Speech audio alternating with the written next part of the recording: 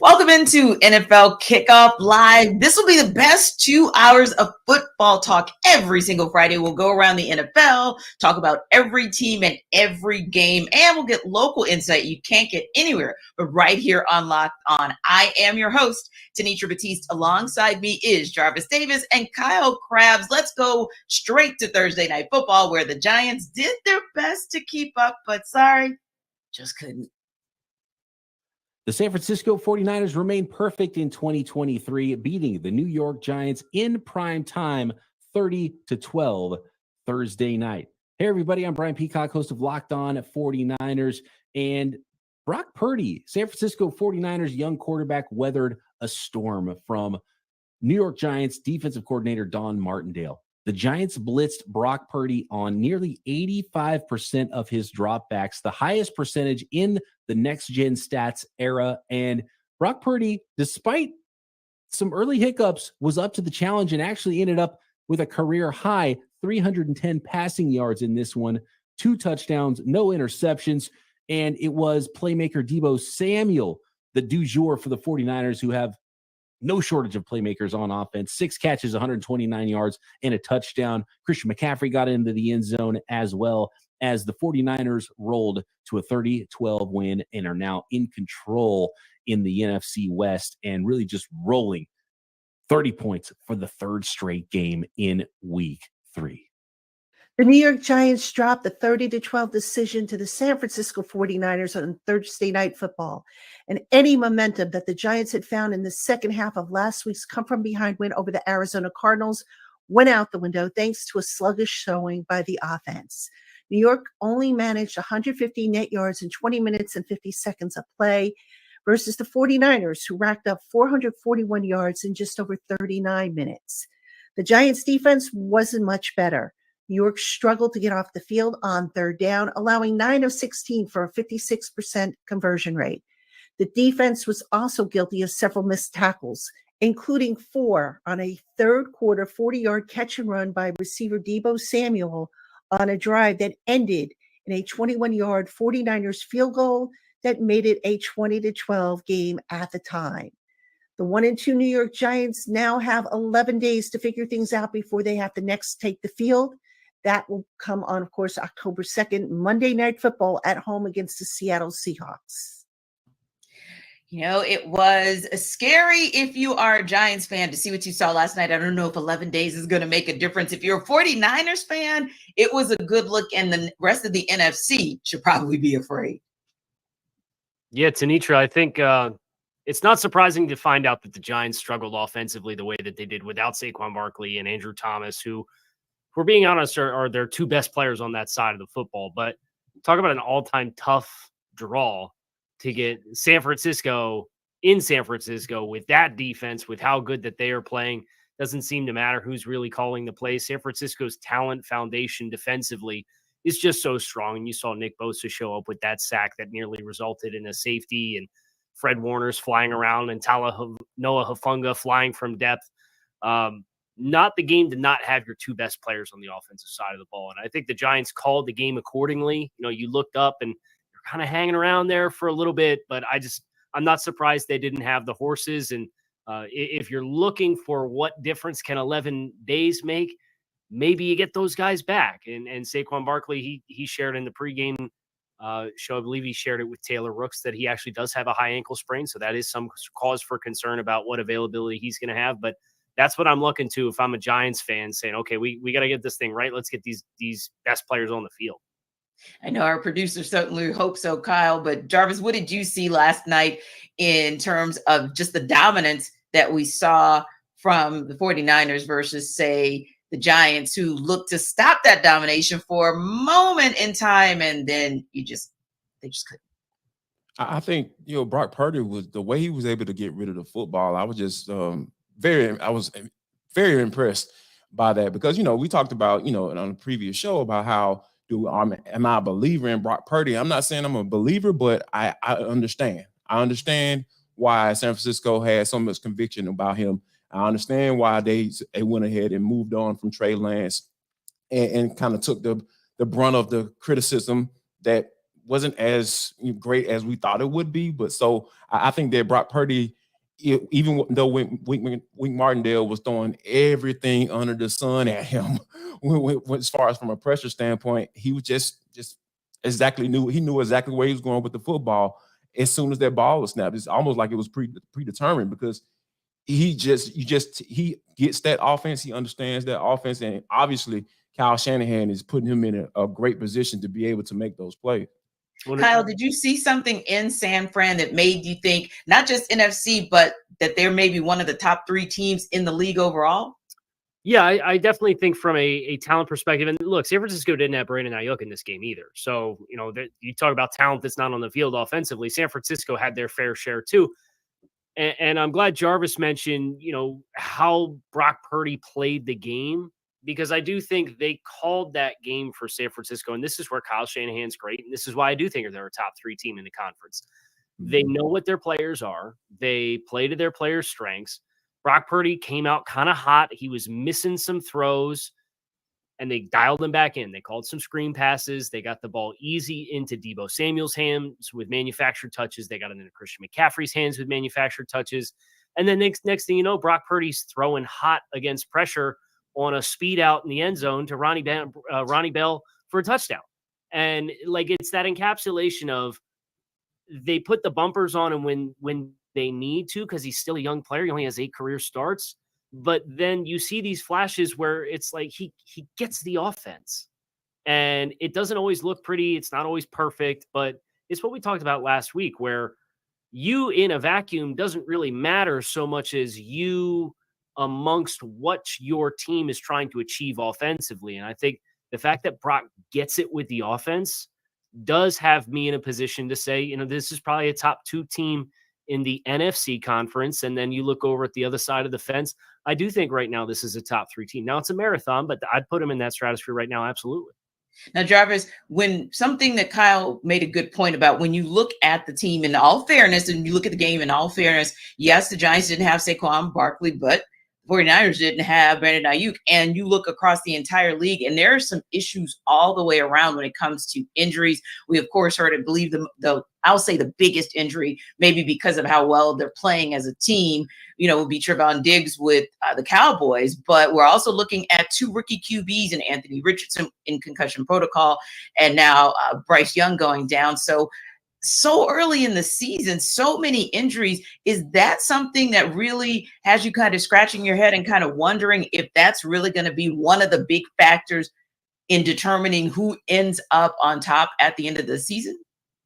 I mean, I think it's always been like that. I just think that, being that all of these injuries are happening so early on, I feel like, it's a little bit overstated, I believe. But I think just as to a reason why, here's my scenario. How about the fact that they don't play real football until game 1? They barely hit in practice, if at all. And then a lot of teams, or even down here in Atlanta, Arthur Smith, played the starting offense for 17 plays. How can you get ready to play football by practicing football? You get ready to play real football by playing real football in those real games when the quarterback can go to the ground. The quarterback understands, that is the opposing defense, and he can put me on my behind if I don't get rid of this rock. So I think that being able to, get into a rhythm, not only just to be able to establish a rapport with wide receivers and defensively, that's why you see the defenses are getting off to a pretty solid start. Because, those guys are able to just, you get down there and you go. But if you're not experiencing those hits, experiencing those things through 4 quarters, your body isn't going to be used to it. So I think that's kind of what we're seeing right now when you're talking about all these guys getting injured and everything like that. And so many guys are having to step in and like a Bell, a late round draft pick out of Michigan. He has to come and step in and be that guy, because guess what?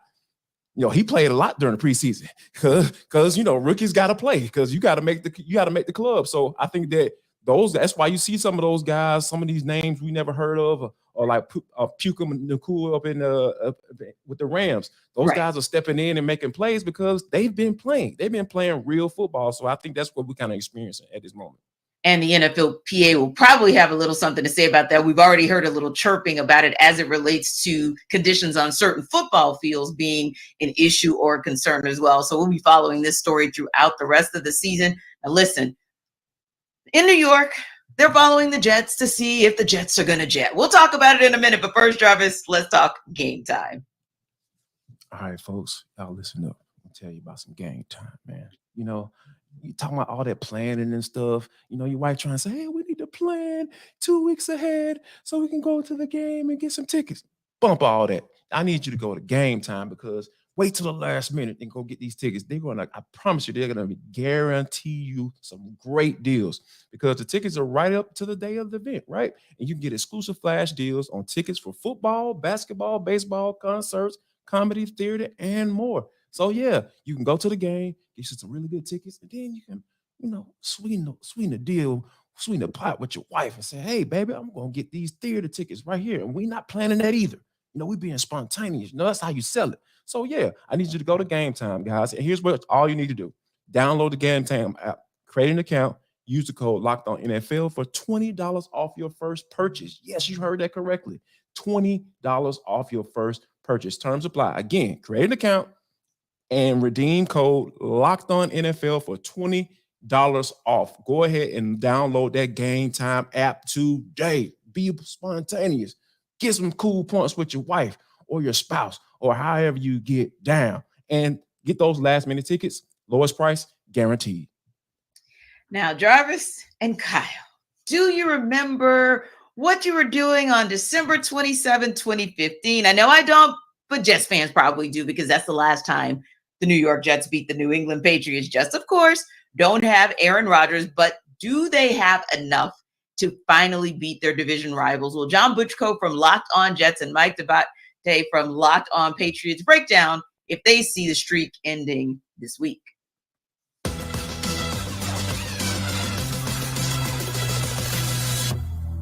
you like to offer a score prediction today for the outcome on Sunday in East Rutherford? Well, maybe this is wishful thinking. Maybe this is me being a homer, although I did pick against the Jets last weekend. I picked for a closer game than they got, but I do think the Jets will win this game. I think that they'll finally break this long losing streak that they have against the Patriots. I like the way this defense is going to respond. I think that this defense is kind of built to contain the New England offense. I think that, as Sauce Gardner said, this is not necessarily the most explosive offense in the league. They're very well coached. They execute at a high level. But I think this is the type of offense the Jets defense is built to kind of slow down. I think on the other side of the ball, you'll see a relatively conservative game plan. I worry about Zach Wilson. I think if Zach Wilson can play turnover-free football, the Jets are going to have a really good chance at winning this game. I think, so I think it's kind of a coin flip game. These are two tough teams. I think these teams may be combined for a 1-3 record. I think these are both really solid football teams. I mean, look at the opponents they've played so far. Can you have a tougher schedule than these two teams through the first 2 weeks? Patriots getting Philadelphia and Miami, Jets getting Buffalo and Dallas. I think these are two quality football teams that will be in the playoff race. I think the Jets will still be in the playoff race near the end of the season, even without Aaron Rodgers. I think the Patriots will be right there. I think that the Jets figure out a way. I think Zach Wilson finally avoids the big mistake. So I'll take the Jets 17, the Patriots 14. I think it's going to be a low-scoring game. I'll definitely take the under on that. I think the Jets eke one out at home. Folks, this is the fourth year that John and I have been doing crossovers together, and you can tell we think alike and share half of the same brain. I also have this game going 17-14 because I do think it's going to be a defensive slugfest.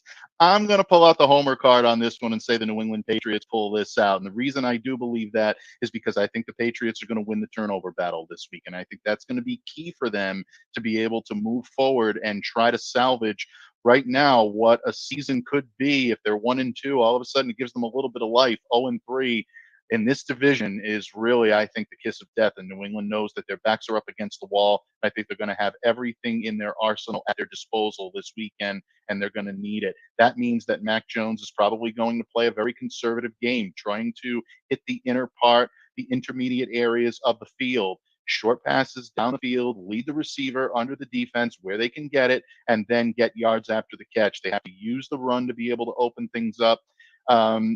they're going to have a very difficult time against this defense, who I think guys, especially in that secondary, like Sauce Gardner and DJ Reed, are going to really make things difficult on the Patriots pass catchers, especially deep. So it's going to be imperative for the Patriots to win the short game battle. I think they do it, and I think they pull this one out 17-14. But like you said, John, this is a coin flip. It would not shock me to see it go the other way. The Jets have an extremely talented team. Aaron Rodgers or no Aaron Rodgers, this is still a formidable matchup for the New England Patriots, and one they have to be very, very careful for, because the Jets can take it to you in so many different ways. And interestingly, both of these teams, we're going to see a lot of punts on Sunday.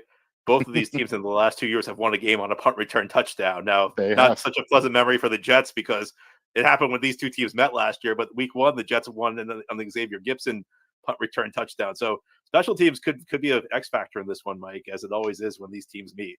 Absolutely. Just ask Brendan Schooler how important special teams were. The only reason why Patriots fans have any smiles this week is because of that move around the edge to be able to block Jason Sanders' field goal attempt last week.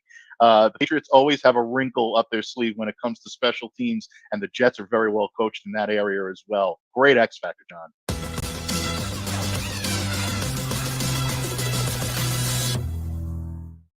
So we have the good fortune of having Mr. Locked On Dolphins himself right next to me, Kyle. And so, Kyle, you are very familiar with this particular division, and it kind of feels like right now it's the Dolphins and Bills, and then it's the other three, right? So what is it going to take, starting with the Jets, what is it going to take for them to get a W, and is that going to be something that lays at the feet of Zach Wilson?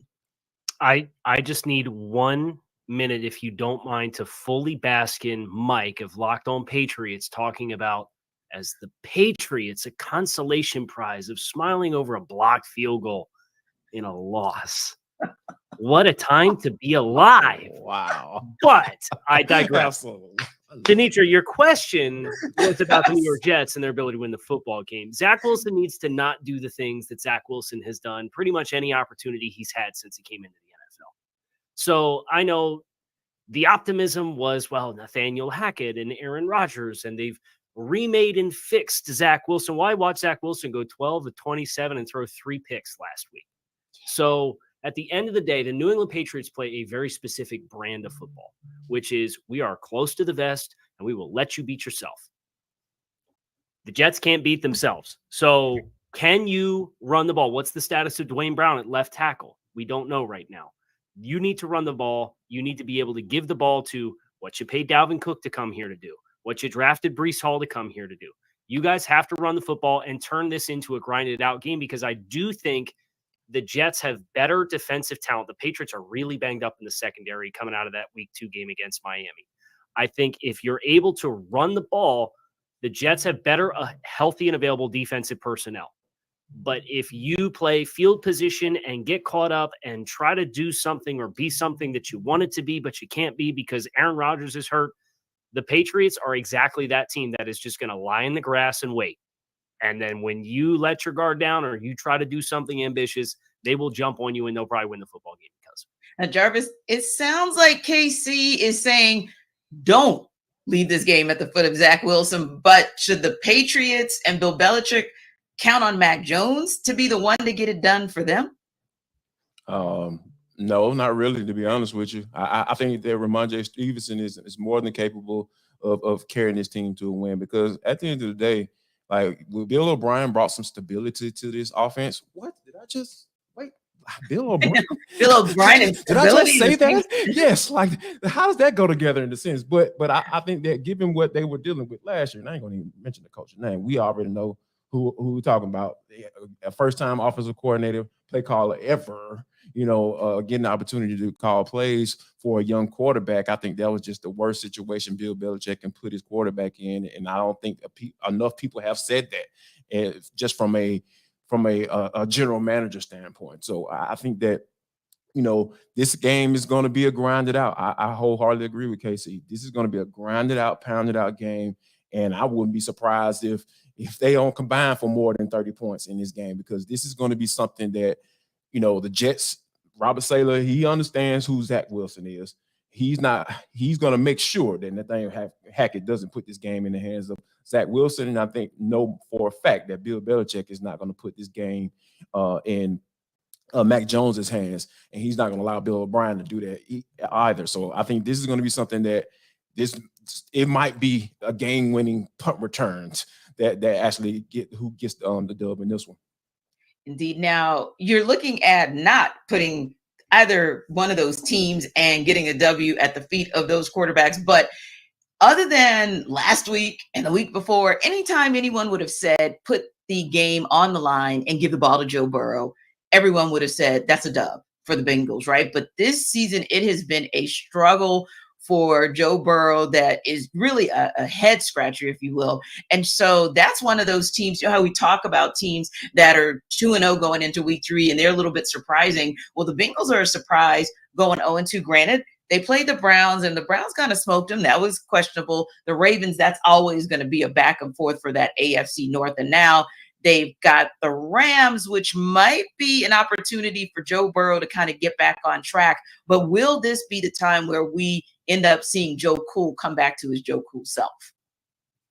Well, I guess what's tough is he re-aggravated the calf. If Yeah. we didn't have to deal with that re-aggravation, I'm looking at this game and I'm feeling, really good. You might get a lot of points in this game, but I would expect the Bengals to outscore the Rams just based off of that depth chart right now is Aaron Donald and Ernest Jones and a bunch of first and second year guys, right? Like they got a ton of young guys on that depth chart. And some of them are playing really well, but they're still inexperienced versus the chemistry that you would expect Cincinnati to have. But JD talked about in the first segment, Bengals, Joe Burrow didn't play.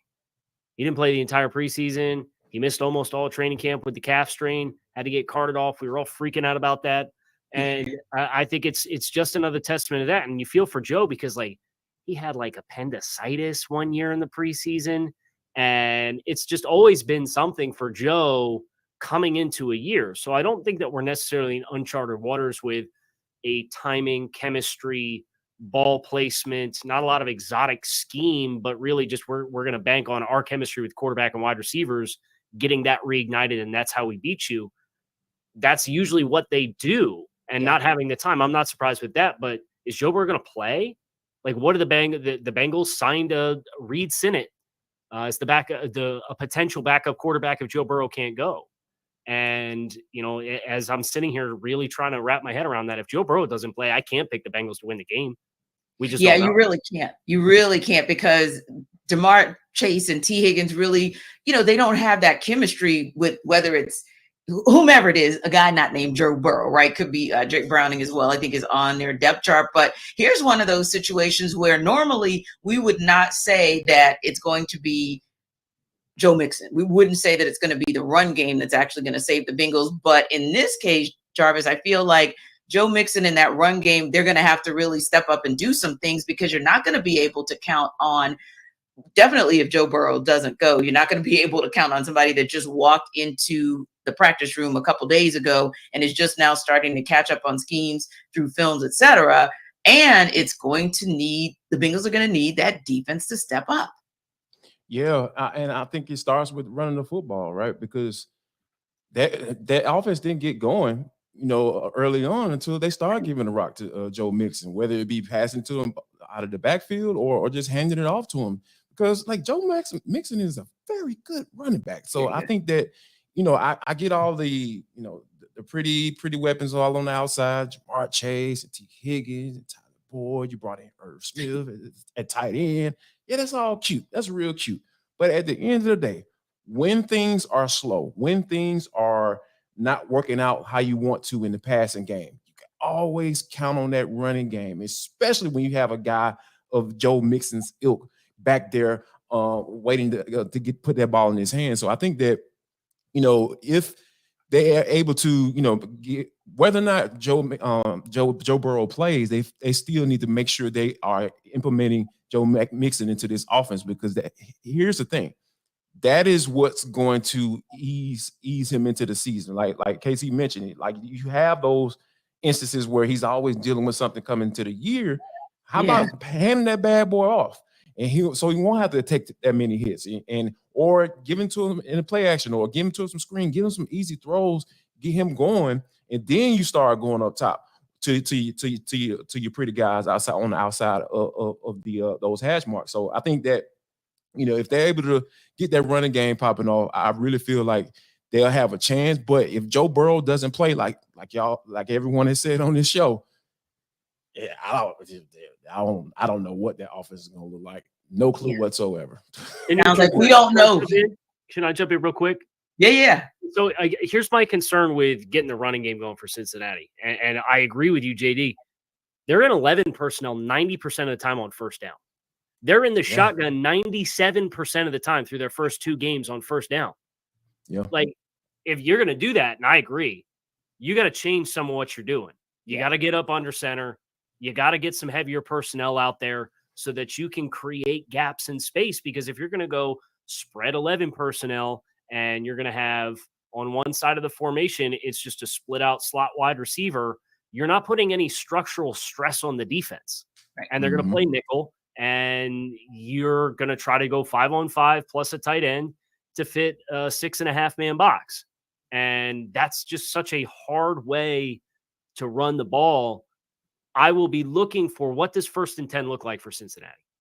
And if you get out of 11, and that's their DNA. They did that all year last year too.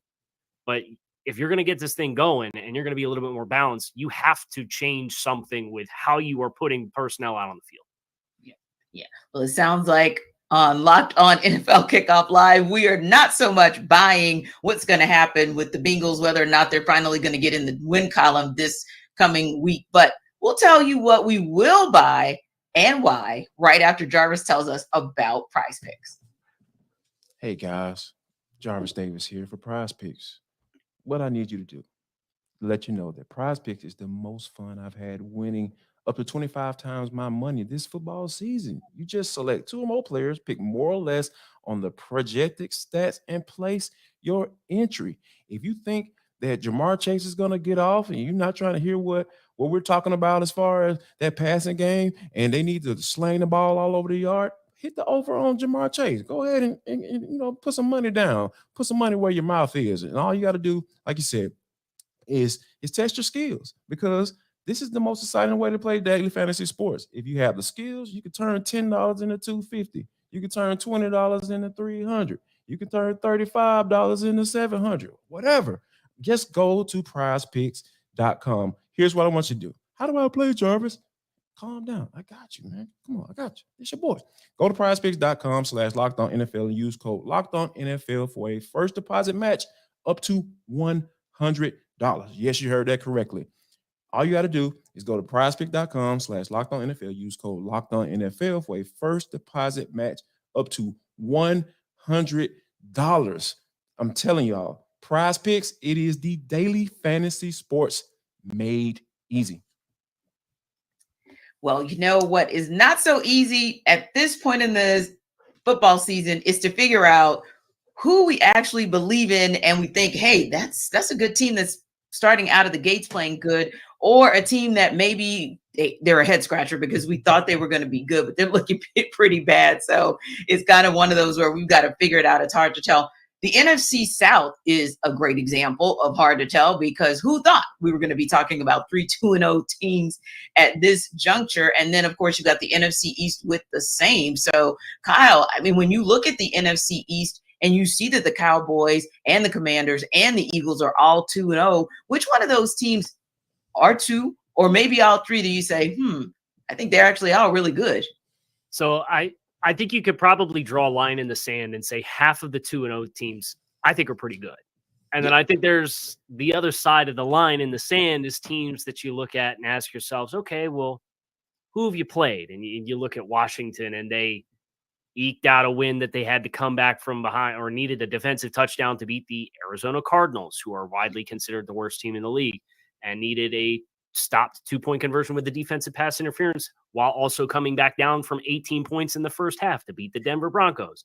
It's like it's still enough of a small sample size where you look at the record and you say, wow, I didn't expect you to be here. And then you look at how they got there and you say, oh, okay, yeah, it makes a little bit more sense now. So I look at Tampa Bay. I think the teams that Tampa Bay has played do not have the personnel to really challenge the issues that Tampa Bay has with their offensive line. You think about Chicago last week, right? And they got a defensive touchdown because they got a pick 6 on a screen pass when Chicago was backed up inside their own 5. So I think Tampa Bay is one that stands out to me. Washington's another one that I'm not buying as 2-0 teams, but I sneakily like those Atlanta Falcons guys.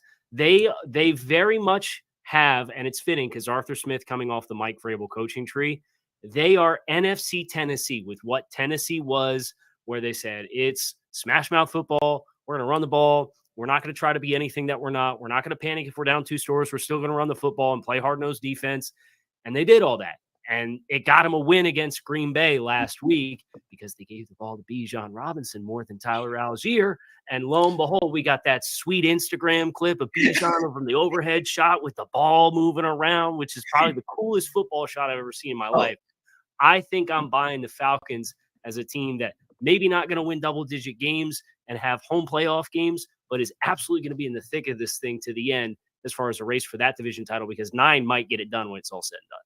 Interesting that you say that, because we all here in Atlanta say, hey, the only way they're going to probably get in the playoffs is to win the NFC South outright, and somehow they're going to probably need, but they won't actually need 10 wins to do it. So you're absolutely right about the double digits piece. And Kyle, they're getting potentially Jeff Okudah back. I think Jarvis would agree that in all likelihood, he's participated 3 days in a row in practice, looking like he's going to come back as well. But Jarvis, when you look at, and I'll swing up to Kyle's way, right? When you look at the AFC East, I mean, I think everybody would have been okay saying that the Dolphins were going to be 2-0, but I think you probably thought that the Bills would have been 2-0 as well. So maybe a situation where you're looking and saying, oh, okay, wow, those teams are good, but are they, it's almost like, are the Dolphins as good as 2-0 early sample size, and are the Bills as bad as 1-1, if you will? Or what are some of the teams that you're looking out there and saying, really good,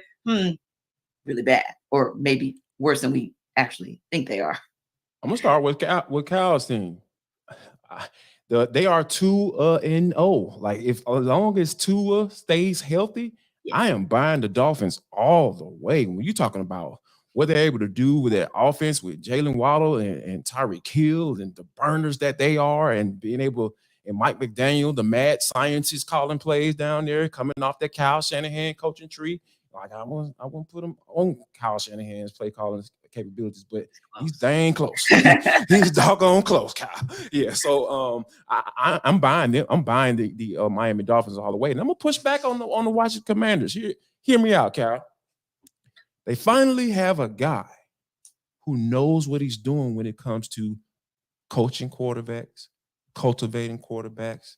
Eric Bieniemy is finally going to get his just due this year, as far as from a play caller standpoint, because a lot of people don't want to give him the credit because Andy Reid, he has the big old sheet, and Big Red out there just calling plays and doing his thing. And I kind of get that, but I think he went to Washington Commanders specifically to prove that, hey, I know what I'm doing when he calls plays, and I feel like he's putting Sam Howell in a good position to be able to do that. And also, to go along with that, we talk about the surrounding talent. We talk about the San Francisco 49ers and how Brock Purdy has all that talent on offense, and they have a bevy of talent on the defensive side of the football as well.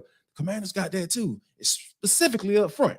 Montez Sweat and Deron Payne. Deron Payne is out here just mauling folks. He's just having just an amazing season. It's funny how cats continue to play once they get that fat check, and he is just out there like, yes, I am worth every penny. So yeah, I think that when you have a team that has been so inept at that offensive position, on the offensive side of the football, and you have a defensive-minded head coach, I think that Eric Bieniemy is going to get his shine on this year, and I think you're starting to see the benefit of that early on in the season. I think Eric's biggest test, and I agree with you, I think he's done an awesome job from a scheme perspective, is the personnel up front on the offensive line. Where Andrew Wiley was kind of the big acquisition to play right tackle for them.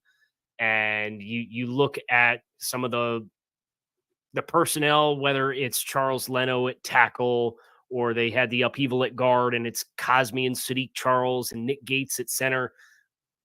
We're going to find out in the next 2 weeks, because they play the Bills and then they play the Philadelphia Eagles. Agreed. So That for me is if Washington can pass the test and block up front the next 2 weeks and allow the scheme and the plays to develop for Sam Howell to execute it, then I think even if they lose both games, I could come back in 2 weeks and say, hey, they blocked them up better up front than I thought they would. They were able to put points on the board. I think I'm buying this team long term. But I just look at that. It's that age-old question of like, can you coach around the limitation on the offensive line, which is how I perceive them right now based off of what we have off the sample size? Because you look at Arizona and you look at Denver and you don't really see the disruptors that potentially could derail a game plan. Indeed. So I think we all agree on what we think about those 2-0 teams, but let's switch it up to 0-2 teams. The Los Angeles Chargers, 0-2. They're traveling to face another 0-2 team in the Minnesota Vikings. The Chargers are the 1.5-point underdogs in that one. So here's David Drogmeyer to sell you why the Chargers will cover that spread. The Chargers have had a really tough start to their 2023 season, obviously starting 0-2. But they are a desperate football team, and they are going to get back into the win column this Sunday, and they will cover the FanDuel spread of 1.5. And here is how they are going to do it. The Minnesota Vikings, they're a one-dimensional offense. They do not run the football. So that means you got to allocate all your resources to stopping the pass and stopping that very lethal threat of Justin Jefferson. Justin Jefferson is on an absolute tear. And so the Chargers need to make sure they know where he is at all times. I believe they will allocate those resources to stop him. I believe they will have a safety hanging over the top. I want the Chargers to double team him every single chance that they get. Remove Justin Jefferson from the game plan. Force anyone else on that Minnesota offense to beat you. And then as far as the Chargers on offense, the game plan, it's very simple. It's run the ball. The Philadelphia Eagles just ran all over the Minnesota Vikings to the tune of 259 rushing yards on 48 carries. They were very dedicated to running the ball, but they also were able to set up some shot plays and hit the Minnesota Vikings over the top for a couple of big, deep plays. The Chargers need that. They need more explosive plays. I think the running game is going to be able to allow them to draw the defense in and allow the Chargers with Justin Herbert and Mike Williams and Keenan Allen to hit the Vikings over the top and dial up some of those deep shots. I think that's very important. And I do believe that's going to happen in this game. And those are going to be the reasons why I believe the Chargers are going to cover the spread and they are going to beat the Minnesota Vikings on Sunday to improve to 1-2 on the season. But for more on this game and for more on the Chargers, please check out the Locked On Chargers podcast, your team every day. You guys buying the Chargers in this one? I am. Yes. You got me scared, man. Where did it go from? Oh no. Here's the thing, man. Like I really feel like this is a must-win game. Now, I'm not trying to be dramatic and everything. For both Jarvis or I think the it's a must-win for the Chargers for sure. Okay. Because Brandon Staley has to be on the hot seat because you talk about the weapons. Justin Herbert, everybody can probably potentially agree that it's a generational quarterback, right? And then you have the weapons on the outside with Mike Williams and Keenan Allen. And, they're able to put up points, but Brandon Staley is a defensive-minded head coach, and that defense just hasn't been anything worth speaking of. And I really see this game turning into a shootout because we all know when the Minnesota Vikings just traded for Cam Akers, and now they try to see the value of a running back or having a capable running back. Now that's okay. Now you're trying to do that. Now you understand.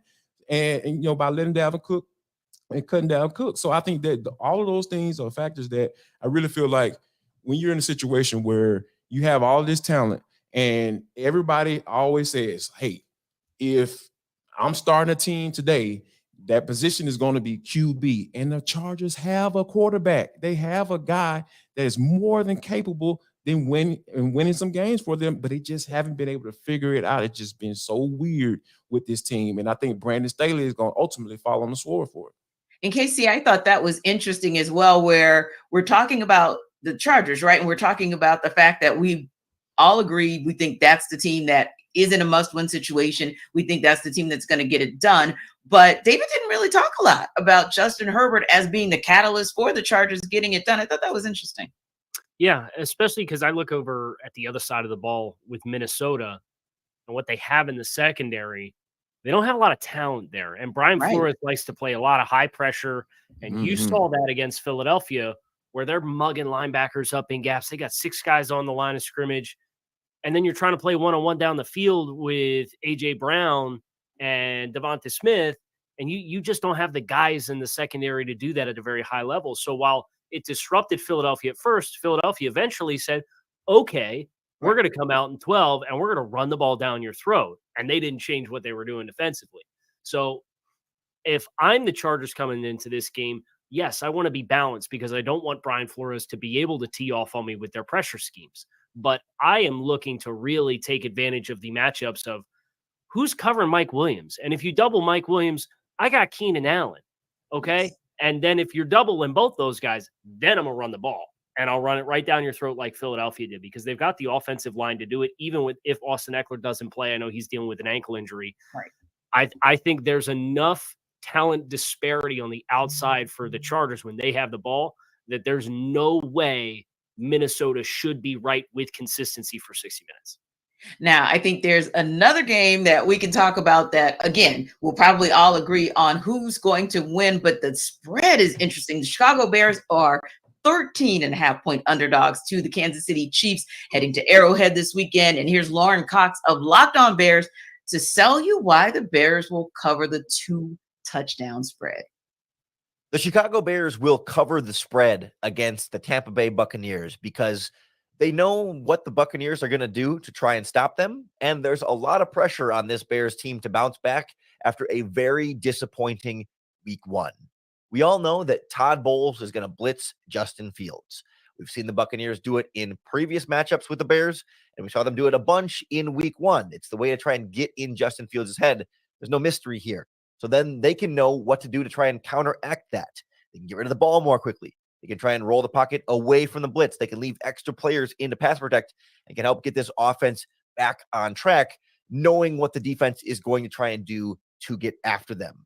On the other side of the ball, they know they want to go deep with Mike Evans. They know Chris Godwin's going to work underneath over the middle, try and use his route running ability to their advantage. It becomes an easier time to try and stop them, force them to beat you with some of their lesser weapons on offense. And the plan is there for the Bears to put together, at the very least, a game plan to cover the spread, if not try and get in the victory column this week. There's certainly a lot of pressure on this team to play better after disappointment across the board last week. It felt like they came out not exactly unprepared, but just not executing at a high level. A lot of self-inflicted wounds, mistakes where they felt like they beat themselves just as much as the Packers beat them. That can be a little bit easier to clean up than just going out there and feel like, we're no good. Well, no, it's a little bit more complicated than that. They can be better than what they showed last week in week 1. And the Buccaneers are certainly an opportunity for this team to try and get their season on track. It doesn't mean they're going to fix everything and look like some kind of offensive juggernaut and big-time playoff contender, but they've got a great opportunity to cover the spread against a Buccaneers team that may be a little overconfident after beating the Vikings in week 1. Well, we know Lauren really just wanted to replay. You know how we want to run things back and maybe it'll be different if we run it back? It ain't going to be different, Lauren. It was the Bucs last week and it'll be the Chiefs this week. And yeah, unfortunately, I think, Casey, it's 13.5 points, but Chiefs will cover that. The spread, the Bears will cover the spread. I'm not sure that the Bears will cover the spread. I'm going to be You don't honest. think so? Okay. There is not a worse unit for unit mismatch than Kansas City with a top 5 offensive line against Chicago's defensive front. Chicago they have 189 rushing yards through 2 games with Justin Fields at quarterback.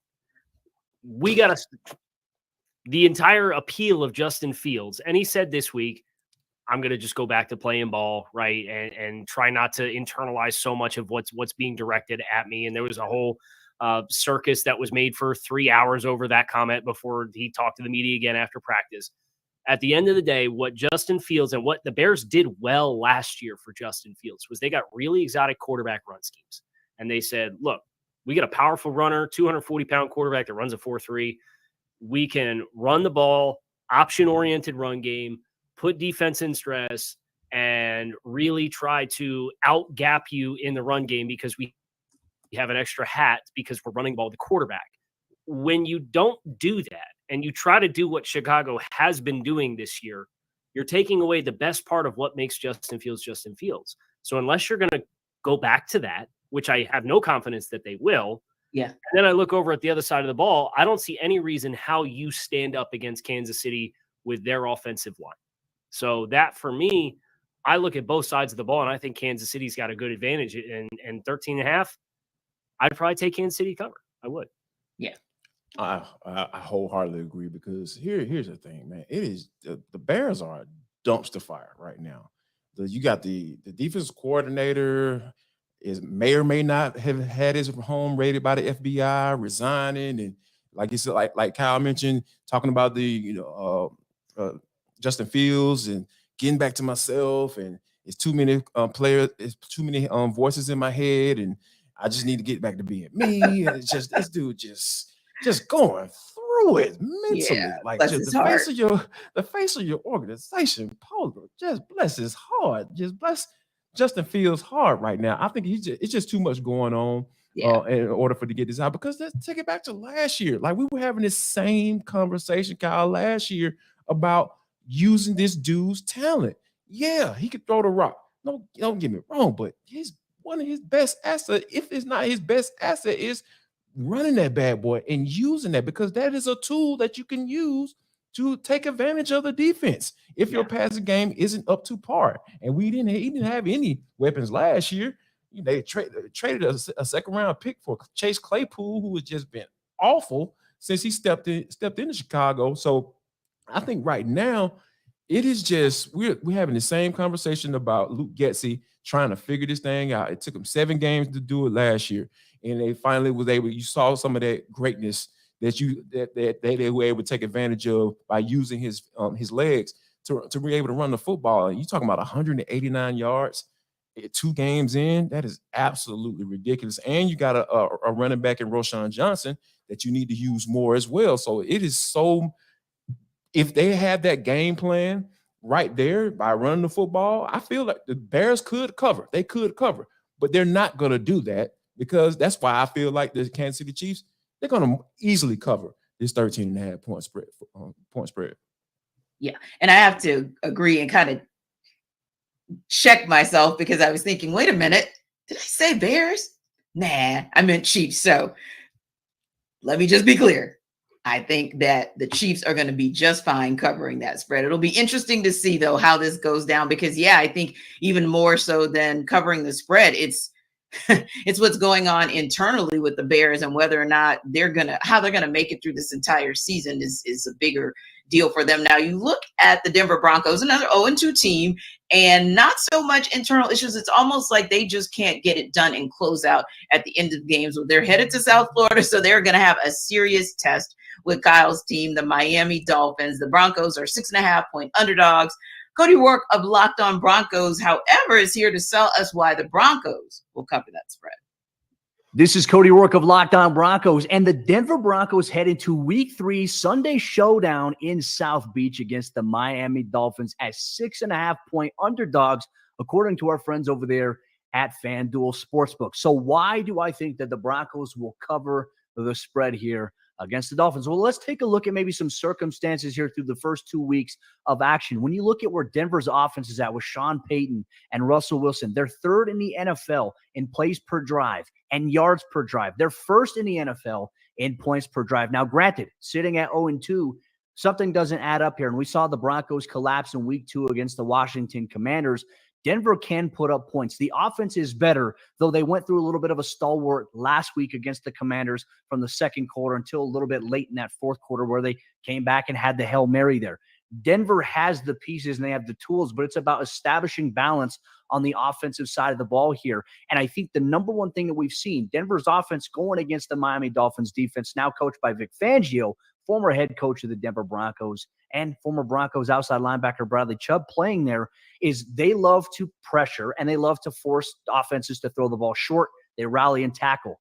Denver capitalized on downfield plays last week against the Commanders, and then they went away from it entirely. You have to dictate the pace here. And I think if the Broncos offense can continue to maintain the efficiency that they've had on the offensive side of the ball, they will cover the 6.5-point spread here this week against the Dolphins. I think the bigger question in the wild card is, can Denver's defense, which is right now one of the bottom-ranked units in the NFL, can they find a way to mitigate the big explosive plays from Tua Tagovailoa and Tyreek Hill, Raheem Mostert in this game? That's the question here. But if Denver can do things offensively in the way that I think they can, they will cover the 6.5-point spread.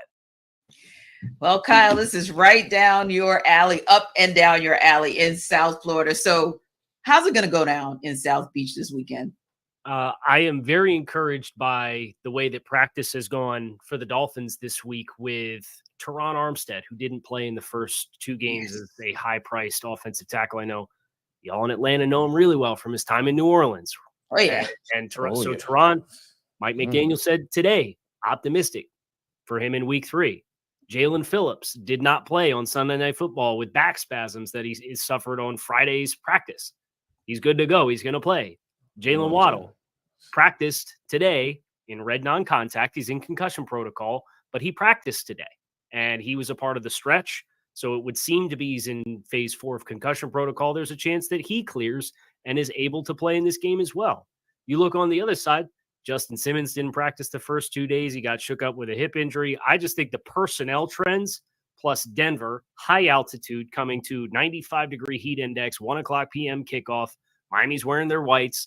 There's a whole lot of layers here that you piece it all together with that defense that Cody talked about with the Broncos. I agree the Broncos have the capability. They had three explosive 50-plus yard plays in the game against Washington. They had a 60-yard touchdown pass to Marvin Mims. That was a quarters beater. They hit a shot down the sideline that was against cover 1 where he beat press coverage on the outside and ran by him down the sideline. And then they had the Hail Mary at the end of the game. The Dolphins have allowed 3 completions of 15 yards or further down the field through their first 2 games, and they played the Chargers.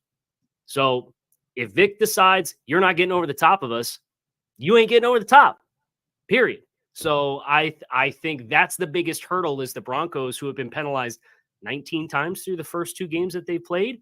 They got to play discipline to be able to string drives together with consistency, and I don't have the confidence that they'll do it. So I would fade the Broncos to cover 6.5. And it's interesting you said that, Casey, because literally as you're talking about it, that was my first thought. Like that team under Sean Payton, no doubt, has been a very undisciplined Broncos team. Meanwhile, the Dolphins are showing themselves to be quite disciplined, and they're getting some of their weapons back, Jarvis. So that should make all the difference in terms of this game and who covers the spread. Yeah, I think that when you look at what Miami, the Dolphins are able to do, like, because when you're building the defense out, like the edge rushes are so important, right? Like when it comes to in the run game, and also when it comes to rushing the passer, when it's time to get home. And when you got guys like Bradley Chubb, a guy like Jalen Phillips coming back, and I absolutely love that cat coming out.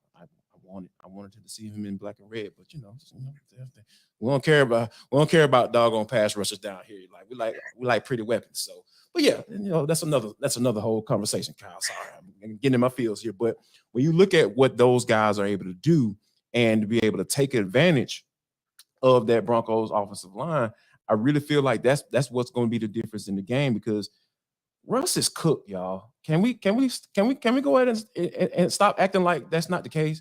Russ is cooked. He's cooked. That's one of the reasons why this hasn't all panned out for Sean Payton. And Sean Payton, yeah, let me stick.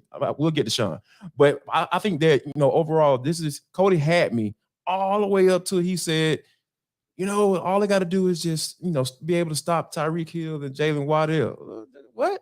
All you got to do? All you have to do, right? One thing that I learned in life, T and Cal, if somebody starts to send off a sentence by saying all you have to do, I normally turn my ears off, because more than likely it's probably going to be come hell high water. You're gonna have to be able to say, hey, you know what? I don't know about that. It's gonna be a pretty difficult task, and I think that's gonna be another reason why I feel like the Broncos will not cover that spread. Yeah, it'll be that'll be an interesting game. That's an intriguing matchup. I can't wait to see what happens. Now, I know you guys can't wait for round 2 from this NFL Kickoff Live crew, but if you're hungry, you probably want to hear first about DoorDash. Let me ask y'all something. Jarvis Davis here for DoorDash. Have y'all just been sitting at the house and saying, you know what? I'm hungry, but I don't feel like driving. I don't want to go anywhere. Guess what? We at DoorDash, we got you covered. All you got to do, they're going to deliver your favorite restaurants, and you can get grocery delivery that actually delivers as well. Come on, y'all. Thousands of grocery stores to choose from. You'll find the best in your neighborhood and boost your local economy with each and every order. We even talking about politics, getting this bad boy going with them. It's easy substitutions right in the app and best-in-class customer support. DoorDash delivers groceries exactly how you want them. Exactly what you want right there to your door. So all you have to do, guys, if you just hold, you like, Jarvis, you got me. What do I need to do? All right, here you go. Get 50% off your first DoorDash order up to a $20 value when you use code LOCKEDONNFL at checkout. Limited time offer, terms apply. That's 50% off, up to $20. No minimum subtotal and zero delivery fees on your first order when you download DoorDash in the App Store and enter code LOCKEDONNFL.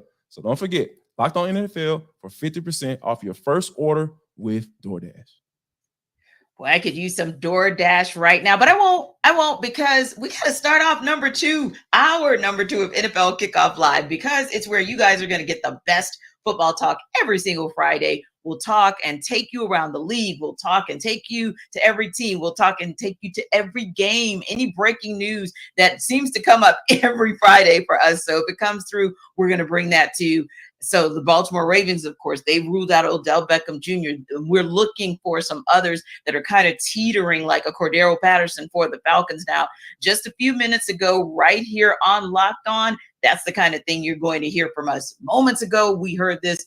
Then you'll hear from us as well. So I'm Tanitra Batiste. Still got my guys, Kyle Krafts and Jarvis Davis, right here to bring you all the tea. Now, I'm going to give you guys a couple of team names, and I know that nobody said these were the teams that were going to be 2-0 heading into week 3. At least not all these teams, right?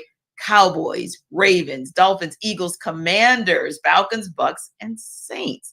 Now, we talked a little bit about some of these teams before, but when you bring that group together as the teams that have 2-0 records, there are a couple of those teams that do not belong in the conversation. Kind of like one of these things is doing its own thing back in the Sesame Street days. Which teams actually don't belong in the conversation of good teams who are 2-0? Let's start in the NFC South. How about the New Orleans Saints? Absolutely. Oh my! Shots fired at Ross Jackson. They do not deserve to be in this conversation because guess what? Derek Carr is a loser. 65-79 as a starter in the NFL. He's a okay quarterback, and he came with all this hoopla saying, "Oh, Derek Carr is gonna come save the day." No, yeah, like that game against the Carolina Panthers last week, absolute snooze fest. It took them so long to get that offense going. And we know what the Falcons did to the Carolina Panthers. The Carolina Panthers probably going to have the number 1 overall pick. And it's probably, it's going to Chicago. So, yeah, there you go. That's what the Carolina Panthers are. They are the worst team in the NFC South. And you sat there for a good 2.5 quarters and said, you know what? Hey, we're trying to figure this bad boy out. And guess what? Who's the head coach? Dennis Allen. Don't trust him. I don't trust him. Yes, I love Cameron Jordan. One of my secret favorite players ever to play. The dude is an excellent pass rusher. He's making a fair case to get into the Hall of Fame, but he's up there in age, and that defense matches that, right? Like that defense is getting up there. DeMario Davis doesn't have that many years left, so I'm not trusting the New Orleans Saints right now. That is a team that I feel like does not belong in that conversation as one of the better teams in the NFL. Well, Kyle, Jarvis chose violence on the Saints. Who are you going to choose violence towards that does not belong in that conversation? Move over, JD. I'm getting in the car with you. Let's talk about the Saints here for a second. I got some numbers for you.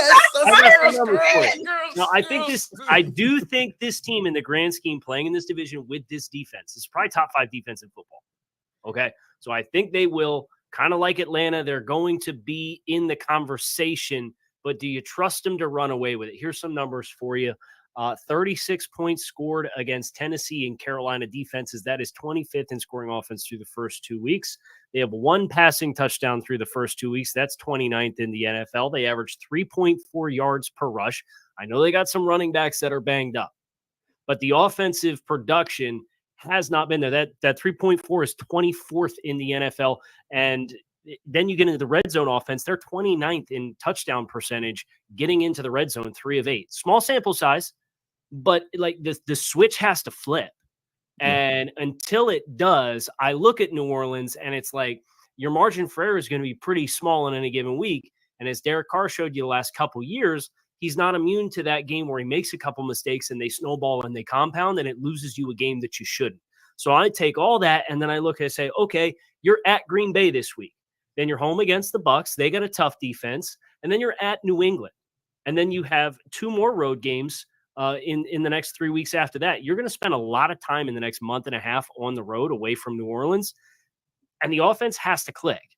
So that for me is where I'm watching New Orleans. And I'll be asking myself, how much am I ready to buy the team? Because right now I think there are some red flags and there's some red tape around how they've gotten to 2-0 that it can't be like that all year.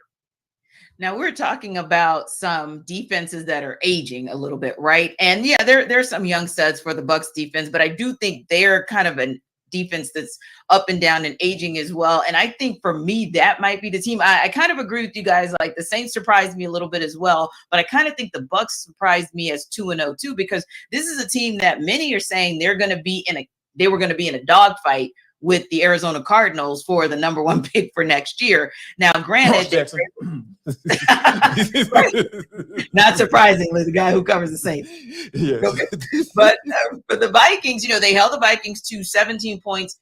That was a little shocking because we know that can be a high-powered offense. Now, they held the Bears to 17 as well. Not so much shocking. Probably more shocking that the Bears actually scored 17 points, if we're real about it. But then they start to really get into the test because they got the Eagles. So we're going to really see what they're made of when they take on the Eagles. It'll be an interesting, and I'm going to use the term loosely, interesting with the Saints. And then they've got something to face with the Lions as well. So we're about to find out just how legit that 2-0 is. That is maybe the team where I feel like they don't quite belong in this conversation as well. Now, in 3, 2, 1, we're actually going to talk about the top 3. We're going to give you guys a little bit of insight into who are those players for Kyle, for Jarvis, and why. But first, Jarvis has to tell you guys, about Game Time.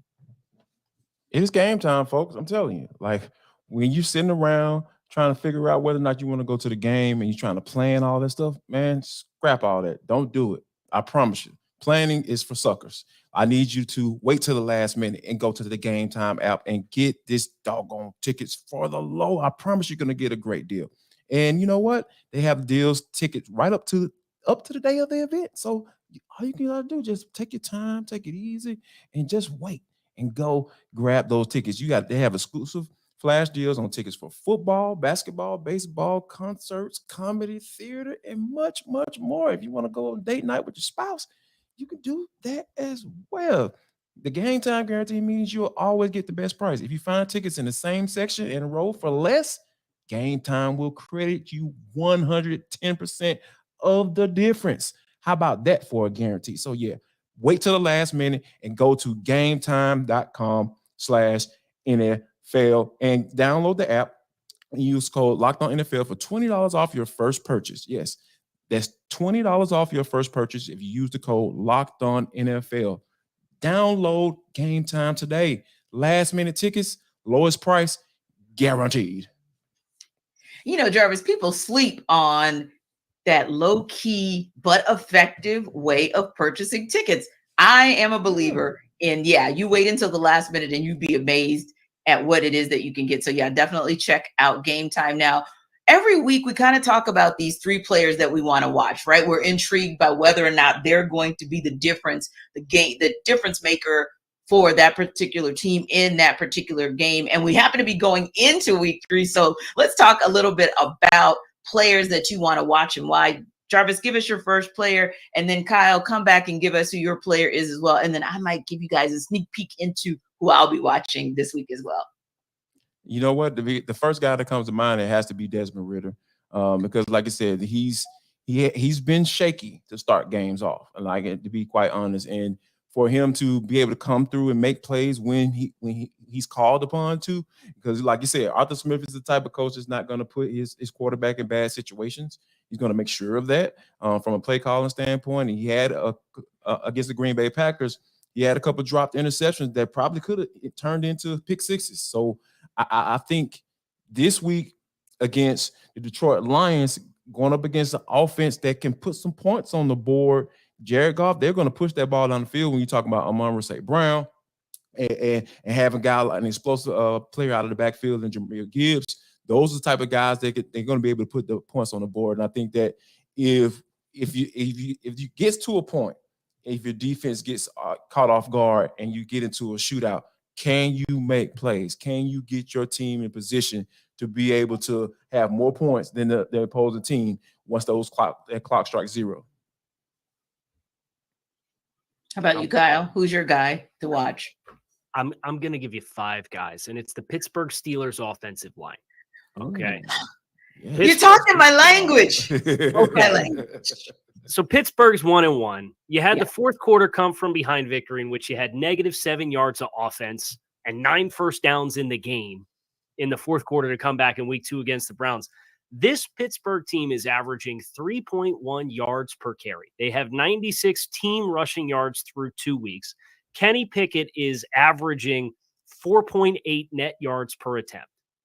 A good number is 7. So we're like barely halfway there. They have been horrible. They offensively, they got 2 defensive touchdowns last week to get to 26. They've scored 19 points in 2 games offensively against the Browns and the 49ers. You got the Raiders this week. Okay. And the Raiders are averaging about 5 yards per carry given up on the ground. Can you please, and I know Matt Canada is a problem. I hear Steelers fans. I know the talking points there. It's really ugly because it looks like the same thing the 5th time you line up to run it as it does the first time you run it every single week. So I know that the infrastructure of the coaching is not great offensively for Kenny Pickett and company.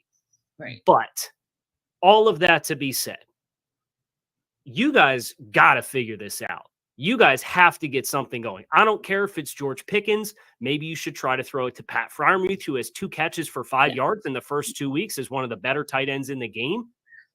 You got to give it to your first-round running back, Najee Harris, who for the first time in his career is averaging over 4 yards per carry because he's ripped off a couple 15, 20-yard runs.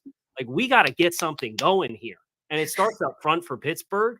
I know the play calling's not great, guys. But you guys got to figure it out because they invested a lot. They spent a first-round pick on Broderick Jones, who's not necessarily playing. They spent money to bring in a new starting guard. The entire left side of the line is overhauled and revamped. It's got to be better.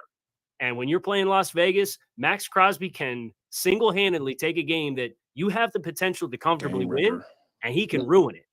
So you guys better not fart around with Max Crosby, and you better get something going offensively.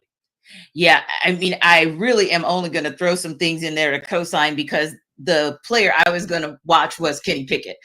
A 19.9 QBR rating. I mean, you might as well just not have a rating if that's going to be your rating. 454 yards through 2 games is still not Kenny Pickett-like with 2 touchdowns and 3 picks. But going back to what we said before, we saw him in the preseason.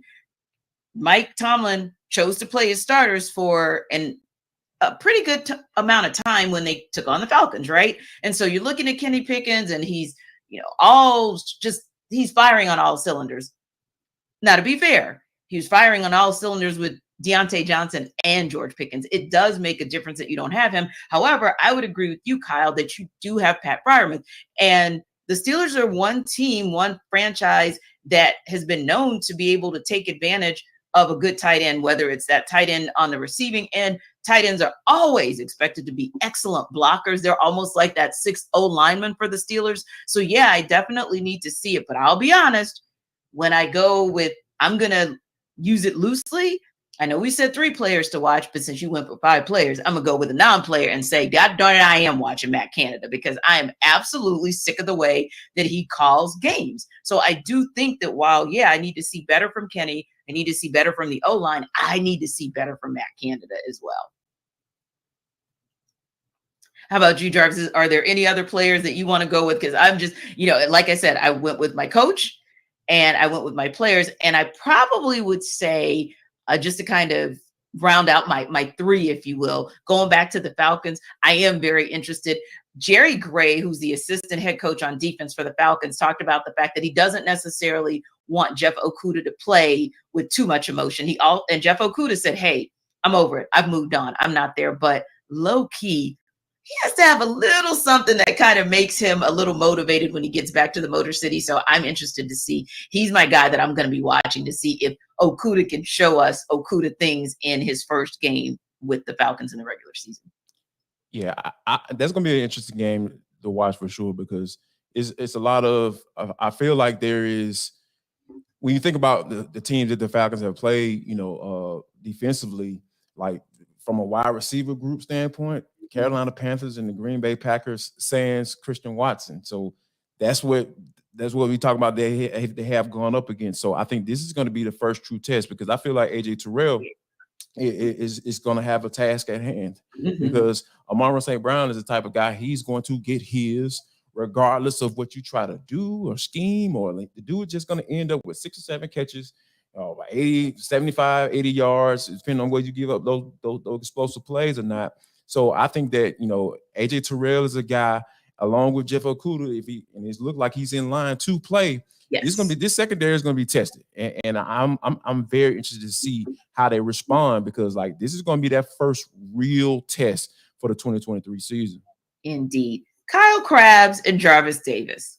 The New Orleans Saints fan base does not like the fact that you chose violence against their team in our last segment.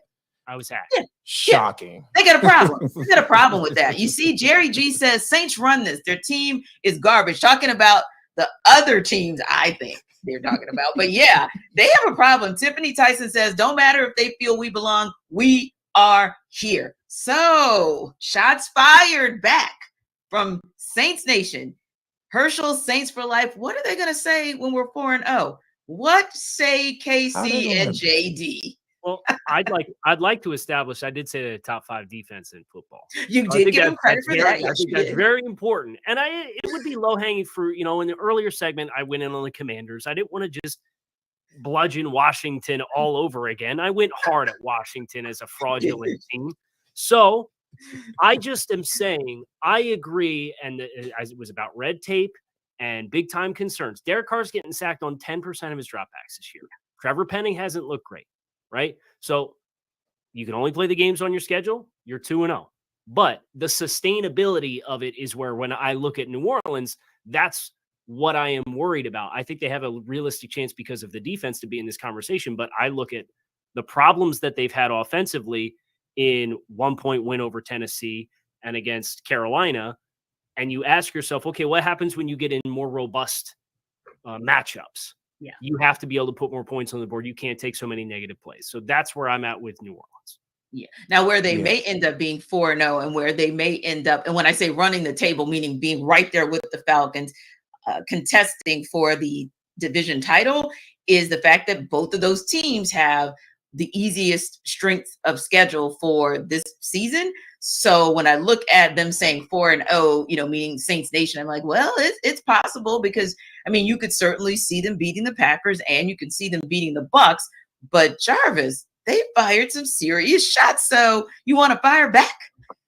Like the educational system that I'm hearing right now, with the whole 28-3 jokes, like, you ain't got anything else. Like, come on, like. I understand, like, you can bring that up at any point, but like, why would you even bring that up? Like, this is where we are. We're in the now. Huh? Right. Jarvis was I've never heard that before. What does that mean?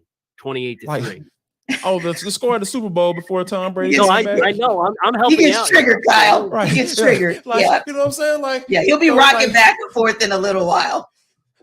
Saints fans are so distraught with the smell of that city and that town, that they can't even smell the fact that Dennis Allen is a fraud.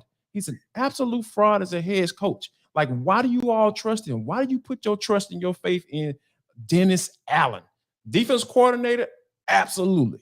No doubt about it. I hire him as a defensive coordinator if I was running my own team, but I dang on sure I'm not going to hire him as my head coach, and I just don't trust him. Like I said, the Derek Carr stuff, I didn't buy it when they brought him in. I was just like, okay, what is that going to do? Like, you're going to be average, still going to be an average football team. So I think that right now where the Saints are, given like the sustainability of, like, we've seen these games. I watched the game last week against the Carolina Panthers.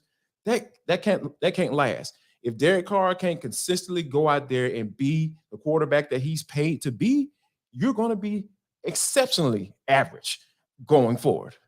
Thank you. And Dennis, thank you for this PSA. So in Dennis, I'm Jarvis Davis, and I approve this message.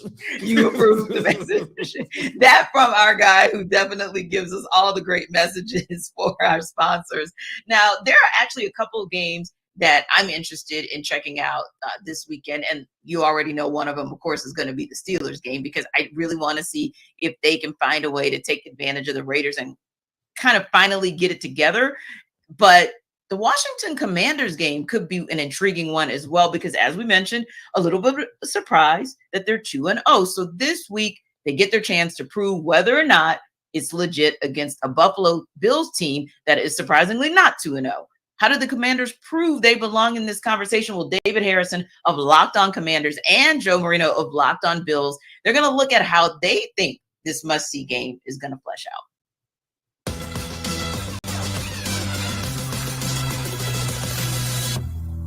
And for the Washington Commanders side of things, we're going back to that resiliency, right? If you're a resilient person, that means you like to hang in when times get tough. Well, if you're going to be a resilient team, that means you got to hang in and not allow one play drives to end up with 60-yard touchdown passes. And that's what the Washington Commanders have to do against this Buffalo Bills team, is limit the explosives. For the offense, that obviously means you can't let Stephon Diggs get big chunk yards. You can't let, Dawson Knox, any of these guys, Josh Allen, break off a 20-yard run. You can't let any of those things happen. In the first half against the Denver Broncos, they allowed 5 explosive offensive plays for the Broncos offense, if I remember correctly. In the second half, outside the Hail Mary, which was ugly by itself, they only allowed 1, and that, again, was huge in that comeback effort. On the offensive side of things, right, what are explosive defensive plays? Big sacks, strip sacks, interceptions. You cannot turn the ball over. You cannot let the Buffalo Bills defense feel comfortable in your house. You got to keep them on their toes as best that you can. And if you do those things, you hang in this fight.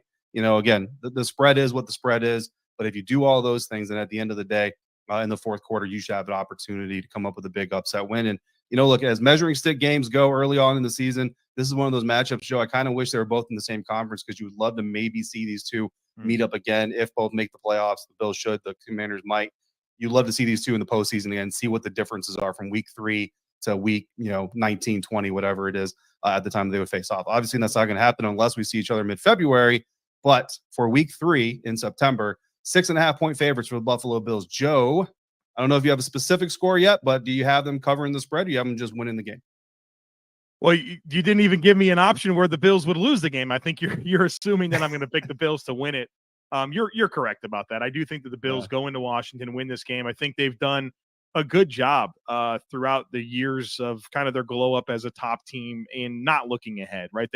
They're very much week to week. They focus on their opponent. They respect their opponent. Josh Allen, I don't know if I believe him, but when he was doing Kyle Brandt's basement last year, he was always like, I don't know who we play next. Like, okay, buddy, you probably do, but they certainly do embrace that. And I think that they're not going to overlook Washington. Obviously, there's the relationship between Sean McDermott and Ron Rivera that, of course, is something, storyline in this game. But it's going to be an interesting football game. You mentioned some of the explosive plays they gave up in the first half against Denver.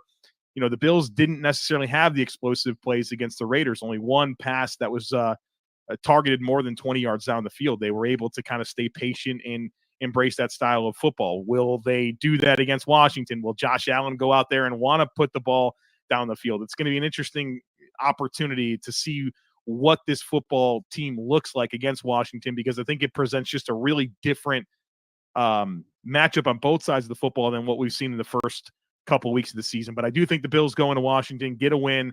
I have it at 27-17. I think they cover.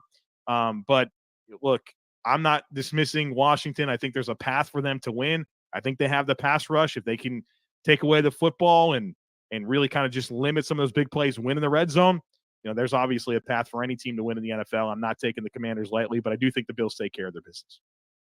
Yeah, I don't think you're going to be alone on that. I know a lot of Commanders fans are anticipating what's going to happen. They're excited to see what happens in the future, but they do know that this game is going to be a very tough one for this organization to win right here, especially week 3.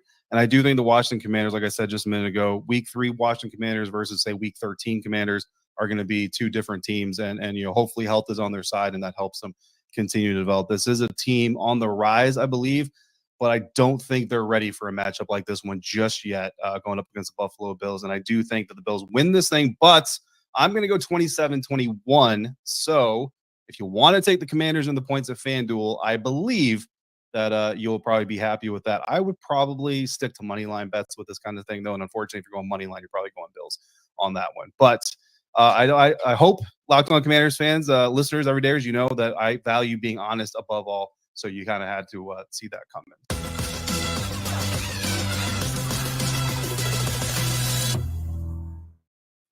Wow, strong words from the gentleman who, well, both of them really, but for Locked On Commanders. But interestingly enough, I was thinking, is this going to be the week where the Commanders show improvement? You guys talked a lot about some of the positives of the Commanders, including their defensive front, as well as Eric Bieniemy continuing to evolve that offense. But this could also be an opportunity for Josh Allen and the Bills to show that, hey, we're back to playing Bills football. We're now 1-1, and we're just going to keep up with that momentum that we started in week 2. Yeah, last week against the Raiders, everybody was running wide open. I think that Josh Allen probably should have caught touchdown. Look, Josh Allen was slinging the ball all over the yard, and just for him to be able to he looked like his old self, because that first week 1 he was like, we haven't seen that since rookie year. What's going on? Who's this Josh? Like, are we falling back down to earth now? But I think that the Raiders were the perfect matchup for them, and I think that they're able to take advantage of it like they were supposed to. So I think that the Bills are in a good space, and I think that the Commanders are going to have to, if they get to Josh Allen, I believe they can, because like I said, they have the rushers to be able to do so. Like we spoke about earlier, they're going to have to get this dude on the ground and make sure they put him all the way to the ground, because Josh Allen is a huge human being. Like, that's not an average size quarterback. So he will try to get that ball off, regardless if you have him hooked by the legs or not. And Kyle, that's a great point that Jarvis makes, because the Josh Allen that we saw in week 1 was like that Josh Allen of old, the guy that we say is a turnover machine, because he had 1 touchdown and 3 interceptions in that overtime loss to the Jets, whereas we saw new look Josh Allen throw 3 touchdowns and actually come out clean with no interceptions last week against the Raiders. So is that the Josh Allen that we're absolutely going to have to see this week in order for the Bills to beat the Commanders? I think Buffalo does have a little bit of margin for error in this game. Nobody has 4 turnover margin for error. Case in point, the way that week 1 went. And I know as well as anybody the challenges of getting Josh Allen on the ground, because Josh Allen tombstone pile drives Kyle Van Noy scrambling on the edge a few years ago against the Dolphins. And that week 3 game last year between those two teams, Buffalo with that frantic drive at the end of the game, and he's in the grass 4 times and still gets the ball out. And they try to get up and clock the ball to kick a long field. So the challenges for Josh, I think he's the most physically imposing quarterback in the league. And it's with all the ways that he plays, and you really admire the way that he lets it all hang out there, as far as being aggressive to get the first down or get the ball over the goal line or be aggressive with throws. Now, there's times where it's appropriate to do it and not. And facing New York on Monday Night Football felt like, I'm going to try to make big plays happen. We're in prime time. It's week 1. It's the season opener. We have expectations this year. Good bounce back game.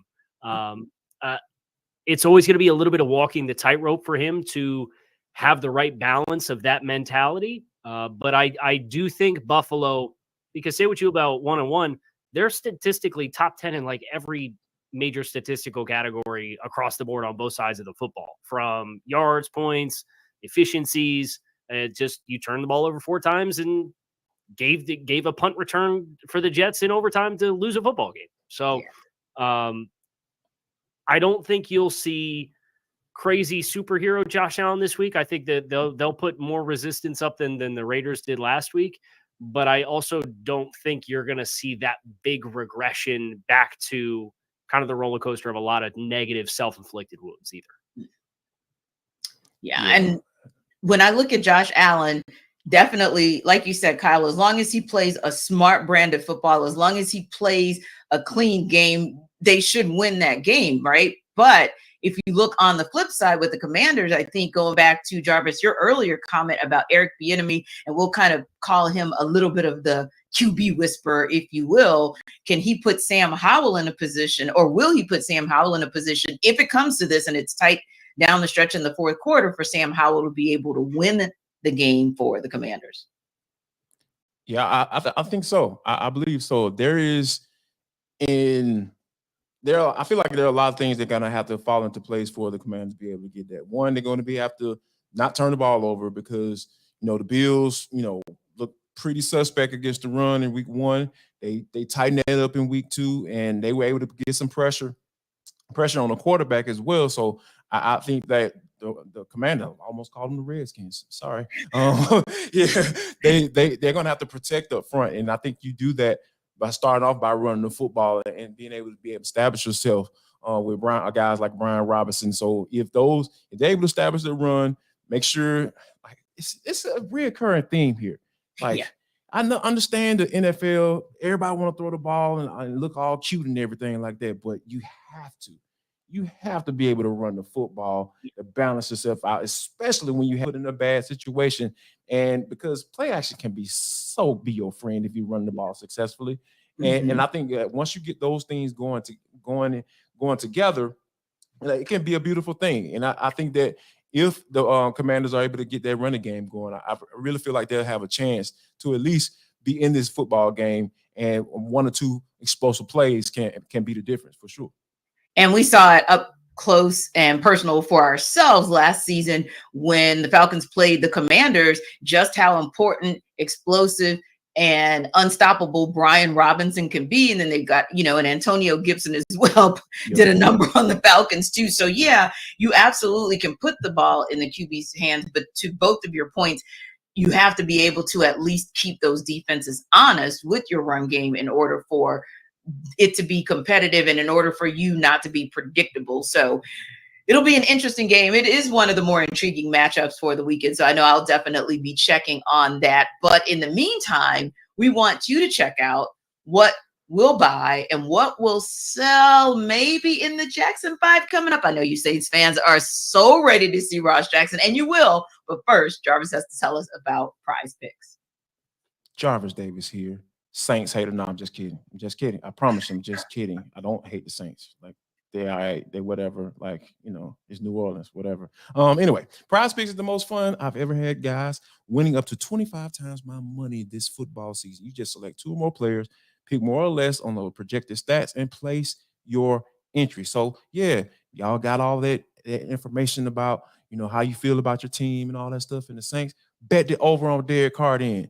Bet the under on interceptions. Yeah, do that. Put your money where your mouth is because that's when it matters. So, yeah, go ahead and do that. Go ahead and test your skills out. Test your team and see if you can turn $10 into $250. All you got to do is just do a few taps. Hey, find Derek Carr, see where he is, see what that over-under is on that number, and bet the over. Go with it. Yeah, I need y'all to do that. Go win some money because all you got to do is go to prizepicks.com/LockedOnNFL. That's prizepicks.com/LockedOnNFL and use code LockedOnNFL for a first deposit match up to $100. That's all you got to do. Locked On NFL. Drop the code in. prizepicks.com/LockedOnNFL. And plus, guys, Prize Picks has got you covered. They're going to do everything they need to do so you can get you some money. Daily fantasy sports made easy by Prize Picks. And who doesn't need a little extra cash? We definitely appreciate that, especially the people in New Orleans, because Jarvis seems to think that our city is stinky, not good. You got comments and commentary. Yeah, I'm coming for you if you keep it up. Smell a little bit. That's all. Yeah. Now, Kyle, you guys are welcome to go in on the Saints all you want, but the millisecond you cross the line and go in on my city, it's going to be a problem. And you know what? I know Ross has my back on that one. But anyway, let's check out, speaking of Ross, he's our Locked On Saints host, president of all things Locked On NFL. He is Ross Jackson, and he's here with this week's Jackson 5.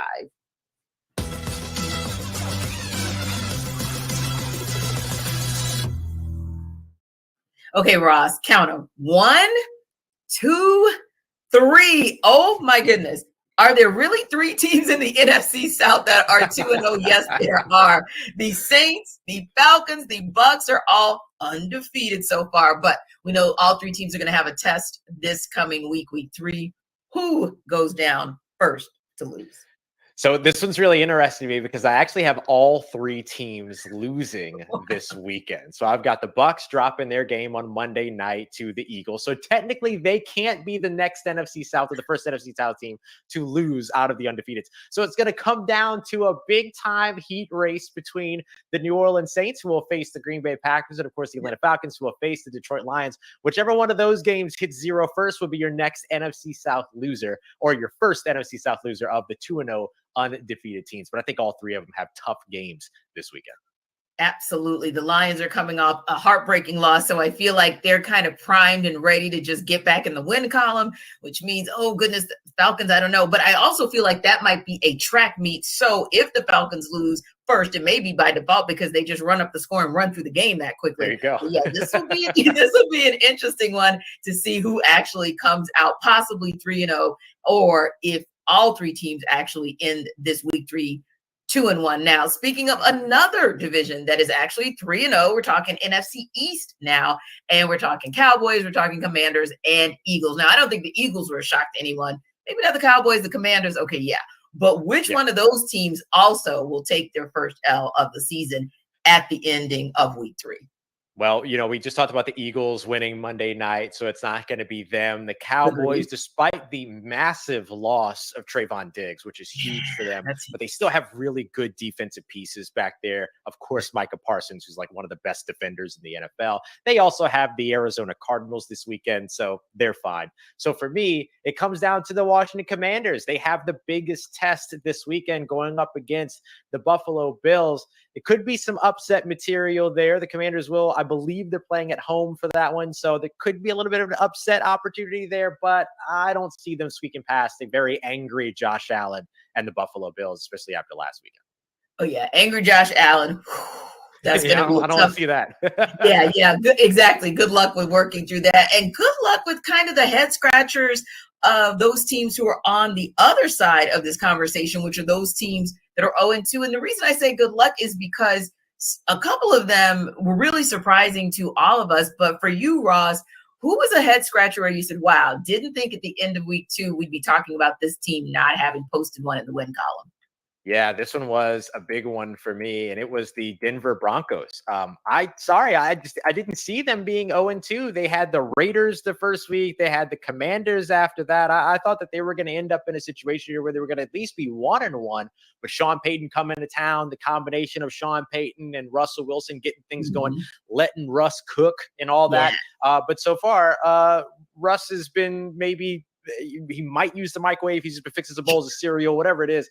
It ain't working for them right now. And so to me, that's the biggest surprise of the 0-2 teams is that Denver Broncos team led by Sean Payton. You're not used to seeing a slow start for that guy. Yeah, when you look at his QBR rating, when you look at the percentage of completions, everything, at least on paper, looks like, okay, we're back to the Russell Wilson of old. And on some level, you are, but on the same token, not quite to the level to get you a W. So maybe it happens for them in week 3, rather. Now, you have some teams out there like Carolina Panthers, as an example, that have a rookie quarterback under center. And it's been a challenge for him, to say the least. But there are some other rookie quarterbacks out there as well who are on the struggle bus. So we're early on in the season. Only 2 weeks, 2 games in, but should any of these teams be concerned about how their rookie QBs have performed so far? I don't think so. I really think that these are the growing pains that come with starting a rookie quarterback right out of the gate. And sometimes you get massive success from them right away. Most of the time, though, you don't. And of course, look, Carolina Panthers fans are about to get a big time realization this weekend because they're not going to see Bryce Young. They're going to see Andy Dalton. Andy Dalton's been in the league a lot longer than Bryce Young, but you're going to wish Bryce Young was out on that field this weekend. So I think that when you look at where all three, particularly the three big rookie quarterbacks, Bryce Young, CJ Stroud, and Anthony Richardson, who of course is going through concussion protocol and all that. Yeah, these guys are just in a situation where there's some growing pains. Anthony Richardson's usage might be something that's going to get called into question, especially with the injury and things like that. But outside of that, I think that these are teams that should play the patient route. They committed to their rookie quarterbacks as starters. They should remain committed to those rookie quarterbacks as starters and give them the opportunity to get their feet under them. And our Jackson 5 expert, Ross Jackson, he's having a little bit of growing pains to you guys as a Swami, as someone who predicts, because the Bucs are 2-0. And, at the end of the day, that was not quite where you had them. But, hey, you can't choose them now. So do you care to update what you put out there before? Yep. I went with Tampa Bay Buccaneers. I took my crystal ball back to Bourbon Street. I had them exchange it for me. I got a new one. We're all good. And right now it's obviously got to come down to either the Arizona Cardinals or the Chicago Bears. My favorite part about these two teams is that they will meet this season on Christmas Eve.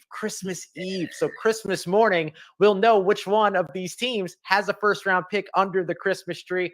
That's probably going to be one of those teams that's going to end up as the first overall selection in the 2024 NFL draft at this point. I'm sorry, Bucs fans. I'm sorry. Yes, apologies accepted on behalf of Bucs Nation. But hey, yes, we'll see right on Christmas Eve who's been naughty and who's been nice and who's going to therefore get that first overall pick. Thanks for stopping by, Ross. Jackson 5 back at you next week. Always a pleasure.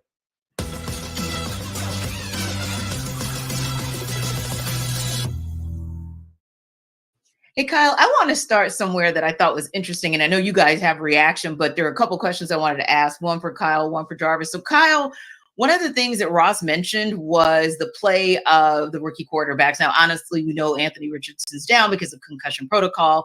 And we also now know that Bryce Young is officially not going to go this weekend. But in looking at what they've been able to do or not do from this class of the quarterbacks from 2023, right? So Bryce Young, CJ Stroud, Anthony Richardson, Will Levis. And then you look at 2022, Brock Purdy's up here, but we talked about Sam Howell a little bit. We talked about Kenny Pickett, Desmond Ridder, still kind of to be determined. And we still have not had any real sightings of Malik Willis. Looking at class of 2022, looking at class of 2023, where's your surprise and which team should just stick it out and just stick with their guy? Well, I don't think it's a surprise that you look at the group that had 3 first-round picks and you feel better about that class in its totality, which was this past year's group, because look, Bryce Young's working with both hands tied behind his back as far as the receiving core that's available. They've had major injuries on the interior offensive line. I know both their guards right now are down. That's not a winning recipe for a player who probably does have to recondition himself for the way he played and got outside the pocket and moved around and made things happen with his legs. Everybody's a little faster in the NFL. And you see Bryce is kind of figuring that out as he tries to get off script and extend plays, but his receivers just aren't getting open. Yeah. So that's a really hard situation to evaluate objectively the play of Bryce Young. Now, I would say out of the 3 quarterbacks in this year's class, Bryce is the one who I think has the least margin for error with his physical skills. And you contrast that to Anthony Richardson and how good he looked with 2 15-plus yard touchdown runs against Houston last week before he had the concussion that knocked him out of the game. You look at CJ Stroud throwing for over 380 yards because he is the traditional pocket passer who gets the ball out of his hands. And Houston, even though they've endured a lot of injuries on their own offensive line, they kept swinging. They kept bringing guys in. They were trading for Josh Jones from the Arizona Cardinals. I mean, they legit brought in 5-6 offensive linemen to try to say, hey, this is our guy. We're invested here. So I think you see optimism for all of the rookies from this year's class. As far as somebody from last year's class who I think needs to stick with it, I think about what Atlanta is doing. And they are a team that does mitigate the quarterback position. They don't throw the ball downfield. I said earlier in the show this week, that I admire the way that they play offensively because they don't panic when they're down 2 scores. We still got time. Now, if you're in a 4-minute offense situation, you need to drive the length of the field at the end of a game. I don't like your chances to execute that because Desmond Ridder hasn't necessarily done that. That's not really their DNA of who they are. But as they continue to build forward, Desmond Ridder has the opportunity to be a player, kind of like what Dak Prescott was in Dallas when he first came in as a rookie. And he didn't have to do too much at first. And their identity was in the run game. And as he matured, their offense evolved. And I think the Falcons have the skill player pieces to do that. It's just a matter of let's be who we are. And as our quarterback matures, we can continue to build around him. I think they have a good blueprint to do it. It's just this hard dynamic of you're in year 3 of a head coach. You're probably going to want to see more wins this year than you've had where you had 2 consecutive 7-win seasons. So there's a little bit of pressure to win. But I think the situation is good, and it's just on Atlanta to stay true to their process and hope that they have enough wins in the meantime to allow that process to fully play itself out. And to add to that, another quarterback in that particular class as well is Kenny Pickett. Like, look at the weapons. George Pickens, Deontay Johnson, Freiermuth. You know, you have Najee Harris and even Jalen Warren, who's been coming along, catching the ball out of catching the ball out of the backfield. There's just so many guys that he's surrounded with, but it just doesn't seem quite right. And T, I think you made a great point. And I think Matt Canada might be the reason why. And I think that, you know, Mike Tomlin, like, he's the epitome of loyalty. Like, the opportunities he's had to throw players under the bus for just being straight up bad people in the locker rooms in the past years, and we're not finding out that stuff until they're long gone and retired.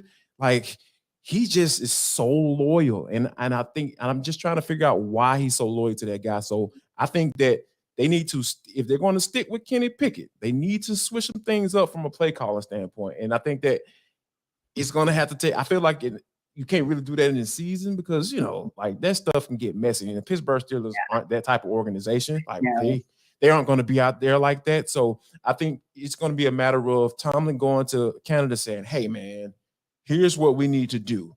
Here's what, I'm not telling you what to call, but I need to, these play calls, these game plans, they need to be centered around this. They need to be centered around Najee Harris. They need to be centered around Kenny Pickett, getting him some easy throws to the tight end so you can get that offense moving down the field, to get into some old school play action, like what we're used to seeing with that Pittsburgh Steelers offense. So I think that, you know, if they can just stick, if they're going to stick with Kenny Pickett, which I feel they should, and he was on the first round quarterback that year for a reason, they need to Mike Tomlin needs to make sure that Canada is putting this dude in the right position to be successful.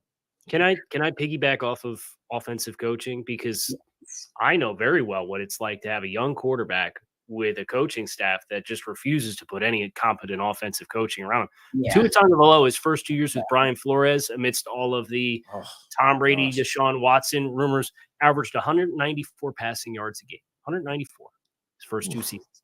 In the 15 games he started with Mike McDaniel, he is averaging 285 passing yards a game, almost 100 more passing yards per game.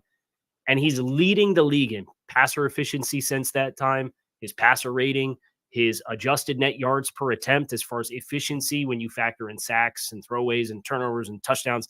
It's the best in the NFL with Mike McDaniel. Now, some of that's Tyreek Hill, Jalen Waddle, that's fine, but we just got done complimenting the skill players that Pittsburgh has. And the ability to tie it all together is an essential piece. And until there's continuity for the sake of continuity, and then there's continuity because it's beneficial. And it feels like Pittsburgh had continuity just for the sake of continuity because they didn't want to go back to square one and start all over again. And I get that's detrimental to young quarterbacks, but so is playing multiple years in this system that's just so vanilla that you present very little in the way of challenges for pre-snap, what your possibilities and what your menu is based on your formation and the game situation. I love what you said about just having an understanding of how to really utilize all the pieces in your offense, because I think the Dolphins are a nice blueprint. And in addition to what you have in the wide receiver core, you actually are using Raheem Mostert like you should use him, because he's averaging 5.6 yards every time he touches the ball. And that's what you want to see. And he's punching it in as well. So, yeah, I think that when you look at the two classes, and maybe I agree that the quarterbacks that you want to stick with are Desmond Ridder and Kenny Pickett because of what you can see in what if, well, I think Desmond Ridder has the right people because Arthur Smith is running that offense with Dave Ragone, but Kenny Pickett probably needs somebody. But to your point, Kyle, once Tua got not just the pieces on the field that were right for him, but also the pieces to actually take advantage of them with the coaching staff, then that's when you kind of saw all of the pieces kind of click, if you will. So yeah, I love kind of that analogy that you made there, because it definitely does make a difference. Now, listen, we have spoken about our bottom three teams over and over and over again. So I'm chuckling because I'm thinking to myself, when Ross was talking about his bottom three teams to start off, the Buccaneers were right there in the mix. He actually had to fall on the sword during the Jackson 5 and say, maybe I was wrong. Maybe they're not going to get that number one pick. So what do you guys think about that in terms of, is there any team that maybe in the first 2 weeks, you guys are like, yeah, no, I don't think that's going to work. You know, they're bad, but you're like, now we're going into week 3. Yeah, maybe I kind of underestimated them. I don't know. Maybe they're not bottom dwellers. Las Vegas is that team for me, where pretty skeptical of Josh McDaniels and the system in year 2 and the Patriot way, doing it elsewhere. But the offensive lines played pretty well. I know they didn't run for anything at all in week 2 against Buffalo, but from a pass blocking perspective, they're executing pretty well. Was concerned about what they really had there. Some guys overachieved last year, like Jermaine Illuminor. Can you bank on them again? Well, the unit as a whole has executed pretty well. You have Max Crosby, obviously, on the defensive side of the ball. They have a win already. They weren't overly competitive. They put a nice opening script together against Buffalo. They went down and scored a touchdown on the opening possession last week. So they're a team that I just look across the space at some of the teams that aren't 0-2, Chicago, Arizona. I have big time concerns with Carolina right now. And they're a team that, like, they lost Shaq Thompson to injury too. JC Horn's on IR. They're really banged up. So I think Las Vegas, even if they don't surpass their win total from last year, I thought they might be a candidate to win 3-4 games this year. I think they'll probably get over that. I think they're a team that has shown a little bit more life versus my concerns on the offensive side of the ball, which is ironic because they had a horrible running game performance in week 2. Yeah. How about you, Jarvis? What team is the one where first week, second week, you were like, yeah, they are bottom dwellers, but maybe now you're rethinking that? Ooh, wow, this is an interesting one, because I come into the season, I thought the Patriots were going to be, that type team, because it just, like, with all the bad, drafting on the defensive side of the football with Bill Belichick, it just seems like, hey, they just can't figure it out. And then, deciding to put a defensive coordinator, and offensive coordinator and with a young quarterback, on top of that, compounding that error. It just seems like, and bringing in a guy like Bill O'Brien, like I called him the stabilizer earlier on, so I'm gonna give him a little bit more credit as well, too. It just seems like, hey, they're starting to look like the Patriots a little bit. They are looking like a team that, hey, they can come out there and say, you know what, you're gonna have to beat us today. We're not gonna beat ourselves. Our offensive coordinator is going to make sure our quarterback is put in the right situations, and we're not going to turn the ball over. And then, hey, just look out for our special teams too, because we're going to be able to make plays on that as well. So I think that the Patriots are a team that I was like, oh, you know what? They might have a chance to replace Mac Jones, but, I'm starting to scoot towards, hey, they might be at least a solid team. Yeah. We'll see after both teams play week 3, we'll see how they do, and we'll see if we're putting them back in as bottom dwellers. Now, it's the final stretch for this NFL Kickoff Live crew, but if you're hungry in the final stretch, you probably want to hear about DoorDash. I don't know about you all, but sometimes I'll be sitting at the house, and, I may have eaten dinner maybe a few hours earlier, but I just get that feeling in my stomach, and it's just like, I'm hungry. I know I'm hungry, and I've been working out and all that stuff. So maybe it's my appetite. My appetite is going up. So guess what? To thirst that appetite, I go to DoorDash. Yes, I said it right, DoorDash. And sometimes I want to cook, so you can get your groceries. Guess what? You can get them your trusted DoorDash to deliver your restaurant favorites, and now you can get grocery delivered right to your door. I know I don't like grocery shopping because, it just takes too long and all that stuff. You can eliminate all of those issues, all of those concerns, all of those worries by going to DoorDash, because you have thousands of grocery stores to choose from, and you'll find the best in your neighborhood and boost your local economy with each and every order. So get 50% off your first DoorDash order up to a $20 value when you use code Locked On NFL at checkout. Limited time offer, terms apply. Yes, that's 50% off up to $20. No minimum subtotal. That's very important. And 0 delivery fees on your first order when you download the DoorDash app in the App Store and enter code Locked On NFL. Indeed. Now, there are some people that might be in trouble as far as their fantasy football and their fantasy league goes. And it may be some time to make some moves, but Michelle Majuk is actually going to tell us about which players you may need to sell now to salvage.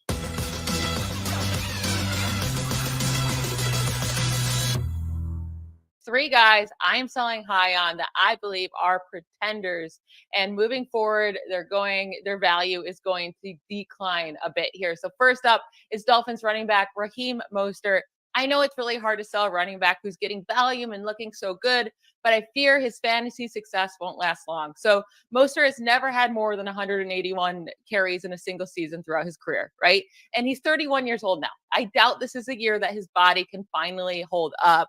Plus, he's been the only healthy back in this Dolphins backfield, and they're going to be getting back Jeff Wilson Jr. and Salman Ahmed from injury soon here. Third-round rookie running back Devin Achane, he dealt with a shoulder injury in the preseason. He should see his workload increase as he gets further away from that injury. So I am going to sell high on Mostert now while he's had back-to-back great fantasy weeks. Another guy I am looking to sell high on is Buccaneers running back Rachaad White. So he had a great performance against a very terrible Chicago Bears defense last week, right? But even then, his efficiency still wasn't that great. He is getting the volume, but White has been one of the least efficient running backs since entering the NFL last season. So his 3.6 yards per carry ranks 47th among 49 running backs with 100 plus carries. And his 5.8 yards per reception ranks 18th among 20 running backs with 50 plus receptions since 2022. His schedule gets harder coming up here. He gets the Eagles, the Saints, and then a bye week. So over the next 3 weeks, you might not want to play him whatsoever. It could be a good month before he has another good fantasy day.